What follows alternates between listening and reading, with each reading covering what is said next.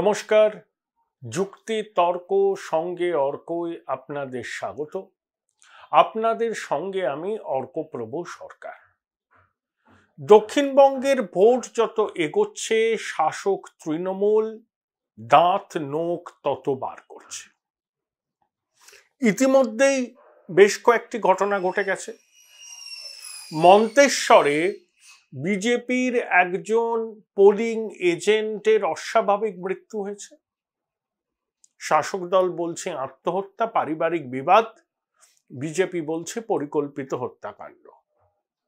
পূর্ব মেদিনীপুরের কাঁথি লোকসভা কেন্দ্রের অন্তর্গত চণ্ডীপুরে প্রচারে গিয়েছিলেন বিজেপির তরুণ নেতা শঙ্কুদেব পণ্ডা। তিনিও আক্রান্ত হয়েছেন, তার গাড়ি আক্রান্ত হয়েছে। কেশপুরেও বিজেপির কর্মীকে মারধর করার ঘটনা ঘটেছে। তাহলে দাঁত নোখ বের করছে শাসক দল,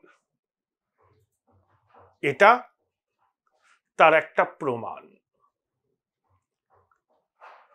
কারণ প্রথমে এখনো পর্যন্ত যে 18টা কেন্দ্রে ভোট হয়েছে তাতে তৃণমূল কংগ্রেস 3টি আসনে জয় নিশ্চিত, সর্বাধিক 5টি আসন তারা পেতে পারে। বোলপুর এবং বীরভূম কেন্দ্রের সর্বশেষ গ্রাউন্ড রিপোর্ট এটাই বলছে যে পরিস্থিতি শাসকের অনুকূলে নয়। যদিও বা তারা জেতেন, একেবারে অন্তিম চরণে গিয়ে চূড়ান্ত ফয়সলা হবে। এই প্রেক্ষিতে ইমাম অ্যাসোসিয়েশনের কাছে সমর্থন ভিক্ষা করেছে রাজ্যের শাসক দল। দেখুন, একসময় দিল্লি জামা মসজিদের ইমামের কাছে তথাকথিত ধর্মনিরপেক্ষ দলের নেতারা সমর্থন চাইতে যেতেন। সেই ধারার এখন আর নেই বললেই চলে, সেই ট্র্যাডিশন। আর জামা মসজিদের ইমামের ফতোয়া জামা মসজিদ সংলগ্ন অঞ্চলেও বা কতটা কাজ করে তা নিয়েও কিন্তু অনেকের মনে সন্দেহ আছে। তা ইমাম অ্যাসোসিয়েশনকে অনুরোধ করছে শাসক দল যাতে তারা মুসলিম ধর্মাবলম্বী ভাই বোনেদের বলে যে শাসক দলকে ভোট দিতে। আমাদের তথাকথিত ধর্মনিরপেক্ষতার ধ্বজাধারী সংবাদ মাধ্যম, বুদ্ধিজীবী কুল একটা অদ্ভুত নীরবতা পালন করছে। আমি এদেরকে বলি না এরা ভণ্ড ধর্মনিরপেক্ষ। যে সময় প্রতিবাদ করার দরকার সে সময় তারা প্রতিবাদ করেন না, তাদের প্রতিবাদ খুব সিলেক্টিভ। এই আবহে মুখ্যমন্ত্রী কালকে অনেকগুলো কথা বলেছেন।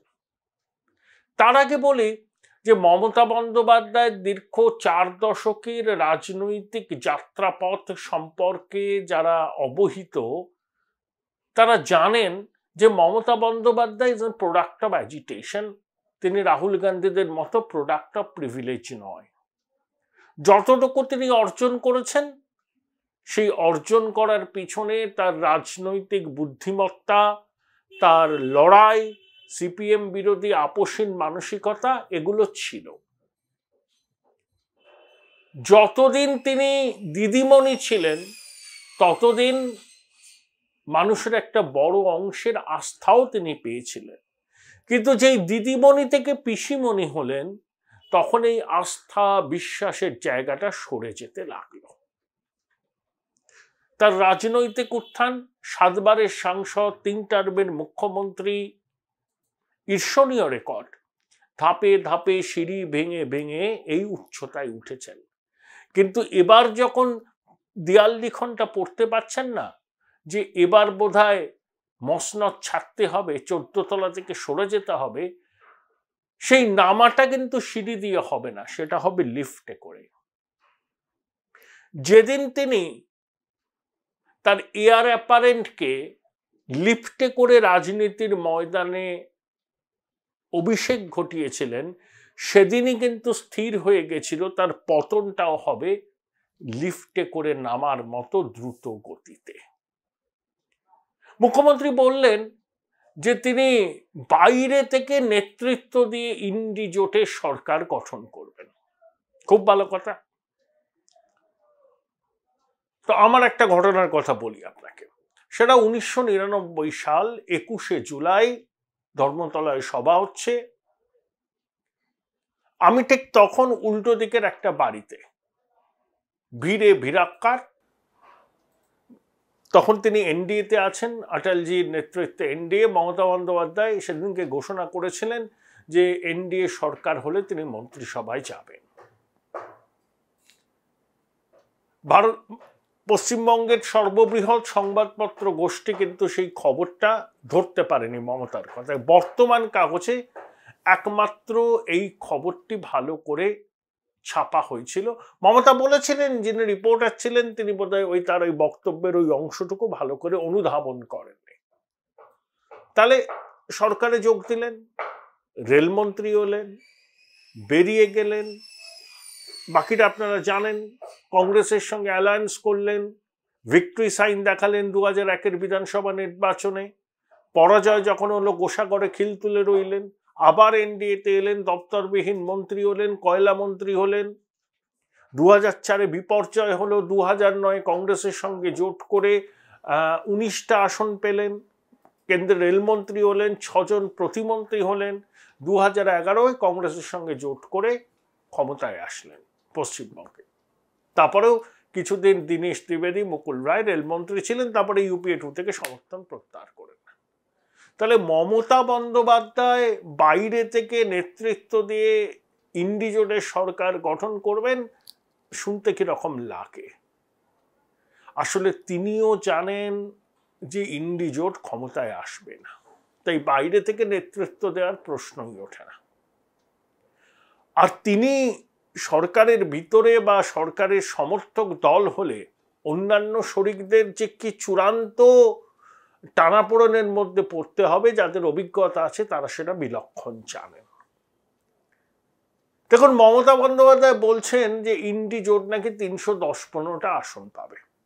তাহলে ইন্ডি জোটের এতগুলো আসন পেতে গেলে কংগ্রেসকে 150 আসন পেতে হয়। রাহুল গান্ধী 54 বছর বয়স,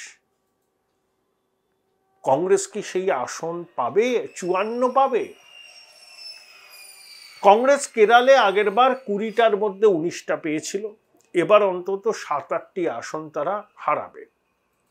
ধরুন কেরলের ক্ষতিটা কর্ণাটকে তারা পূরণ করলো। তাও কর্ণাটকে আগের বার 3টে পেয়েছিল, এবার ধরুন আরো 7-8টা পেল, মোট 8টা-9টা পেল। কেরলের লস মেকআপ হলো।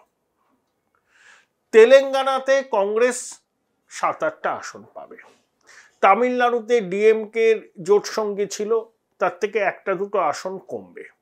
অন্ধ্রপ্রদেশে খাতা খুলতে পারবে না। তাহলে বিন্ধ্য পর্বতের দক্ষিণে কংগ্রেস সাকুল্যে এই কোটি আসন পেতে পারে। এবার আসুন উত্তর ভারতে। উত্তরপ্রদেশে 1টি আসন যদি রায়বেরেলি জেতেন, মধ্যপ্রদেশে শুধু নকুলনাথ, ছত্তিশগড়ে রাজনন্দনগাঁও থেকে ভূপেশ বাঘেল, রাজস্থানে গোটা 2 আসন, মহারাষ্ট্রে গোটা 2 আসন, পশ্চিমবঙ্গে 2টি আসন, আসামে কেবলমাত্র গৌরব গগৈ, বিহারে পেলে শুধুমাত্র কিষানগঞ্জ বা আরো 1টি আসন। Join Indian Institute of Hotel Management now. Right choice, right decision. Uttarakhand, Himachal, গুজরাটে খাতা খুলতে পারবে না, তা কংগ্রেস আসনটা কোথায় পাবে? হরিয়ানায় 2-3টে, পাঞ্জাবে কিছু আসন পেয়েছিল, কিন্তু এবার আপের সঙ্গে লড়াইয়ে তাদের আসন অনেক কমে যাবে। হরিয়ানায় পাবে বলছি না, পেলেও পেতে পারে, বড়জোর 2টো, দিল্লিতে 1টা। যোগ করে দেখুন 50-এর আশেপাশে। সেই জন্য শরদ পাওয়ার বলেছেন যে কংগ্রেস থেকে যে সমস্ত দলগুলো বেরিয়েছে তারা ভেবে দেখতে পারে কংগ্রেসের সঙ্গে মিশে যাবে কিনা। তাহলে কংগ্রেসের সঙ্গে মিশে গেলে কংগ্রেস কিন্তু লোকসভায় প্রধান বিরোধী দলের মর্যাদাটা পাবেন। মমতা বন্দ্যোপাধ্যায় জানেন না তা নয়, কিন্তু তা সত্ত্বেও তিনি এই কথাগুলো বলছেন, এই ন্যারেটিভটা তৈরি করছেন। দক্ষিণবঙ্গ, যেখানে তার সংগঠন অনেক শক্তপোক্ত, সেখানে এই বার্তাটা দেয়া যে তিনি একটা উল্লেখযোগ্য ভূমিকা পালন করবেন, তাই লোকসভায় বঙ্গবাসী তার দলকে সমর্থন করবে। মমতা বন্দ্যোপাধ্যায় কি বলছেন? যদি ইন্ডি জোটের সরকার হয় 100 দিনের বকেয়ার টাকা, আবাস যোজনার টাকা পাওয়া যাবে, বাংলার মানুষের সুবিধা হবে। এখন প্রশ্ন হলো, এগুলো হচ্ছে অজুহাত। তিনি চাইছেন তার এয়ার অ্যাপারেন্টের বিরুদ্ধে যে সমস্ত তদন্ত চলছে সেই তদন্তগুলো সম্পূর্ণরূপে যাতে বন্ধ করে দেওয়া যায়।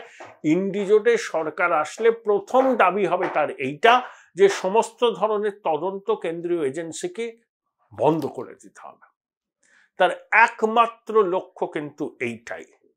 বাইরে বলছেন আবাস যোজনার টাকা পাওয়া যাবে, 100 দিনের কাজের টাকা পাওয়া যাবে, ইত্যাদি ইত্যাদি। আসল লক্ষ্য তার এয়ার অ্যাপারেন্টকে বাঁচানো, তার বিরুদ্ধে চলা দুর্নীতির যে তদন্তগুলো হচ্ছে সেগুলো ধামাচাপা দেওয়া বা একেবারে বন্ধ করে দেওয়া। সেই জন্যই তিনি এত ব্যগ্র যে ইন্ডিজোটের সরকার তৈরি করা, আর কিছু না। তিনি কংগ্রেসকে দুচক্ষে দেখতে পারেন না, বলছে এখানে দুটো বিজেপির সঙ্গে আছে। কংগ্রেসের কোনো শাখা সংগঠন পশ্চিমবঙ্গে আছে বলে তো মনে হয় না। ভারতের জাতীয় কংগ্রেস এখানে লড়ছে, প্রদেশ কংগ্রেস আছে। আর মমতা বন্দ্যোপাধ্যায়ের বিজেপি বিরোধিতা বামপন্থী আর কংগ্রেসের থেকে বেশি, এই কথা পশ্চিমবঙ্গের কোনো মানুষ বিশ্বাস করবেন? বামপন্থী এবং কংগ্রেসদের মতাদর্শগত লড়াই বিজেপি সংঘ পরিবারের সঙ্গে। আর মমতা বন্দ্যোপাধ্যায় তো কোনো মতাদর্শই নেই। তিনি অটলজির মন্ত্রিসভায় ছিলেন, আরএসএস একসময় তাকে দেবী দুর্গা বলেছেন, এগুলো বাস্তব। এখনো তিনি আরএসএস এর প্রতি অনেক সফট। তিনি এখন হুঙ্কার ছাড়ছেন তিনি নাকি বিজেপি বিরোধী লড়াই করে। এইসব কথা শুনলে না, মানে যে শিশু ভূমিষ্ঠ হলো আজ রাতে সেও খিলখিল খিলখিল করে হেসে উঠবে। আসলে চূড়ান্ত সুবিধাবাদী রাজনীতি দীর্ঘদিন করেছেন। এখন অমিত শাহ পরিষ্কার বলে দিয়েছেন যে দুর্নীতিগ্রস্তদের দিদিমণি যদি আঁচলের তলায় লুকিয়ে রাখতে চান তাও পারবেন না। প্রধানমন্ত্রী বলছেন যে দুর্নীতি বিরোধী লড়াই চলবে। এখন তো সবে ট্রেলার, 4 তারিখের পর পুরো ছবিটা পরিষ্কার হবে।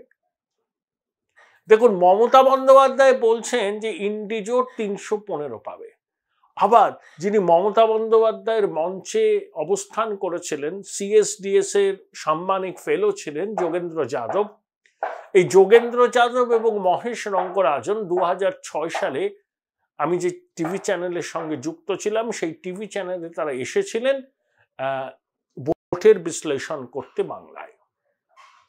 তো যোগেন্দ্র যাদব কি বলছেন যে বিজেপি 233-এর কমে নামবে না আর এনডিএ 268। যোগেন্দ্র যাদবের বক্তব্য, তিনি ঘুরে টুরে এইসব দেখেছেন। তাহলে ম্যাজিক ফিগার 272 তো ছুঁয়েই ফেলল। যোগেন্দ্র যাদবের এস্টিমেট এনডিএ কে 268-এর কমে নামাতে পারছেন না। আর মমতা বন্দ্যোপাধ্যায়ের ধর্ণা মঞ্চে যিনি আলো করেছিলেন, যিনি রাহুল গান্ধীর ভারত জোড়ো যাত্রায় পা মিলিয়েছিলেন, তিনি বলছেন এনডিএ 268। তাহলে বুঝতেই পারছেন যে মমতা বন্দ্যোপাধ্যায়ের কথার সঙ্গে বাস্তবের কোনো মিল নেই। 3 দফায় 280টা আসনে ভোট হয়েছে, 3 দফায়। 4র্থ দফায় আরো 96টা আসনে। আমি 3টে দফায় মোট 280টার মধ্যে এনডিএ 172টি আসন পাওয়ার সম্ভাবনা প্রবল। তাহলে বাকি 259টি আসনের মধ্যে আমার ধারণা যে আরো ধরুন ওই 170-75টি আসন মিনিমাম পাবে। আমার ধারণা, এবং রাজগুরু গাঙ্গুলিও বলছেন তিনি প্রেডিকশন করবেন, মানে এখনো অবধি তার মনে হয়েছে যে 368টি আসন পেতে পারে এনডিএ। এবং বাংলায় বিজেপি কোনো অবস্থাতেই 25-এর নিচে নামবে না। সেটা বাড়তে পারে, যদি 5% ভোট এদিক ওদিক হয়, আসন 31-32-এ চলে যেতে পারে, তৃণমূল সিঙ্গেল ডিজিটে নেমে যেতে পারে। তাহলে মমতা বন্দ্যোপাধ্যায়ের উত্থান যেভাবে সিঁড়ি ভেঙে ভেঙে সংগ্রাম করে, রাজনীতি করে, লড়াই করে, আন্দোলন করে হয়েছে, তার পতনটা কিন্তু হবে লিফটে করে। দেয়াল লিখনটা স্পষ্ট। এই দেয়াল লিখন স্পষ্ট বলেই তিনি মরিয়া হয়ে উঠেছেন যে দক্ষিণবঙ্গে তার সংগঠন মজবুত, সেখানে তৃণমূল অতীতে ভালো ফল করেছে। এবার যদি ভালো ফল তারা না করতে পারে, সিঙ্গেল ডিজিটে নেমে যাবে। তাই মরিয়া হয়ে উঠেছেন, নানা রকম কথা বলছেন।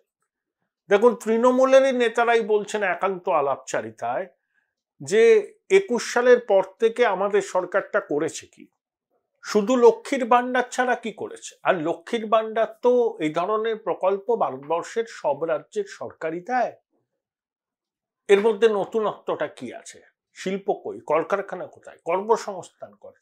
শ্বেতপত্র প্রকাশ করবেন বলেছিলেন বিজিবিএস নিয়ে, একটা কিছু করেননি। আর 21 সালের নির্বাচনের সময় পার্থ মানিক, কেষ্ট বালু জেলে যায়নি। 2022-এ 23শে জুলাই থেকে এই জেল যাত্রার পর্ব শুরু হয়েছে। তাই 21-এর ছবির সঙ্গে 24-এর লোকসভা নির্বাচনের ছবির অনেক অনেক ফারাক আছে। এটা মমতা বন্দ্যোপাধ্যায় জানেন, তাই মরিয়া হয়ে উঠেছে। যে কোনো মূল্যে একটা ন্যারেটিভ তৈরি করতে হবে যাতে অন্তত সিঙ্গেল ডিজিটে নেমে না যেতে হয়। ইতিমধ্যেই ছোটবাবুর সঙ্গে তার দ্বন্দ্ব মোটামুটি প্রকাশ্যে চলে এসছে। ঘনিষ্ঠ মহলে মুখ্যমন্ত্রী আক্ষেপ প্রকাশ করছেন যে তাকে এমন এমন জায়গায় সভা করতে দেয়া হচ্ছে যেখানে প্রত্যাশা মতো ভিড় হচ্ছে না, আবার আইপ্যাকের সহায়তায় ছোটবাবু ভালো লোক সমাগম করছেন। যদিও বিরোধীদের অভিযোগ জোর করে সিভিক ভলেন্টিয়ারদের নিয়ে সভা ভরানো হচ্ছে, আর শুভেন্দু অধিকারী যা মিটিং করছেন, যা পদযাত্রা করছেন, সেখানে উপচে পড়া ভিড়। দেখুন, বিরোধীরা বিশেষ করে শুভেন্দু অধিকারী এবং বিজেপির নেতারা মাননীয়াকে হীরক রানী বলে কটাক্ষ করতেন। হীরক রানী বাই বাই। এবার কেন্দ্রীয় স্বরাষ্ট্রমন্ত্রীও বললেন যে হীরক রানী বাই বাই। দেখুন, উনি ট্রেডমিলে হাঁটতে হাঁটতে বাজেট করেন, তিনি হরিশ সালভের থেকে ভালো আইন বোঝেন, শক্তি চট্টোপাধ্যায়ের থেকে ভালো কবিতা লেখেন, সুচিত্রা মিত্রর থেকে ভালো গান করেন, তার গুণের শেষ নেই। তিনি যেটা মনে